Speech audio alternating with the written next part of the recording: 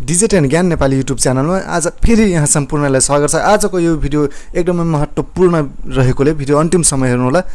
तपाईँ यहाँ कमेन्टमा देख्दै हुनुहुन्छ सर 24 च्यानलको मिक्सरले कतिवटा स्पिकर किन्नुपर्छ अनि कति प्राइस पर्छ प्लिज सर। आज यही कमेन्टको रिप्लाई गर्दैछु। तपाईको मनमा पनि यदि यस्तै खालको खुल्दिली छ भने कमेन्ट गर्नुस् र यो च्यानल राम्रो लागेको छ भने लाइक गर्नु होला, शेयर गर्नु होला र सब्स्क्राइब गर्न बिल्कुलै नभुल्नु होला।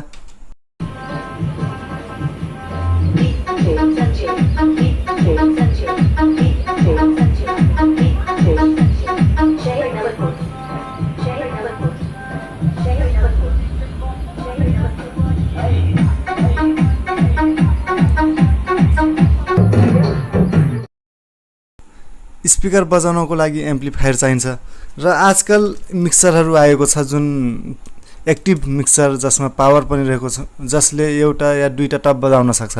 तर यो 24 च्यानल 12 च्यानल जति च्यानलको भए पनि मिक्सर मात्रैले स्पिकर बज्दैन। स्पिकर बज्नको लागि एम्प्लिफायर चाहिन्छ। मिक्सरको खास काम के हो भने सबैभन्दा पहिले त मिक्सरले गानाको आवाज बेस मिड ट्रिबल जुन ठाउँमा जसको जरुरत छ हो त्यही फ्रिक्वेन्सीलाई हाइलाइट गर्नको लागि मिक्सर युज गर्छौँ हामी र लाइभ प्रोग्राममा धेरै माइकहरू चलाउनको लागि यो मिक्सर प्रयोग गरिन्छ। र जो नयाँ भाइहरू हुन्छ तपाईहरूलाई एउटा म के भन्न चाहन्छु, यो मिक्सर जत्रो ठुलो भए पनि त्यसले आवाज ठुलो सानो गर्दैन। आवाज दमदार र कमजोर गर्नको लागि एम्प्लिफायरमै भर पर्छ। सो यो कुरामा तपाईँ क्लियर रहनु होला।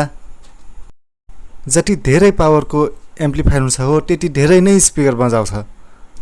यो 24 च्यानलको मिक्सरको प्राइस कम्तीमा पनि 30,000 भारूदेखि स्टार्ट छ। राम्रो कम्पनीको 30,000 देखि 1.5 लाखसम्म। यो 24 च्यानलको मिक्सरले हाम्रो सानोटिनो डिजेवालाको लागि केही काम पनि छैन। जोसँग 10-15 लाखको सामान छ, जो महोत्सवहरू गर्छन् हो उहाँहरूको लागि हो यो 24 च्यानलको मिक्सर। तपाईलाई यो भिडियो कस्तो लाग्यो, राम्रो लागेको छ भने लाइक गर्नुस्, राम्रो लागेको छैन भने डिसलाइक गर्नुस् र यो च्यानल सब्स्क्राइब गर्न बिल्कुलै नभुल्नु होला र यो भिडियो शेयर पनि गरिदिनु होला। धन्यवाद।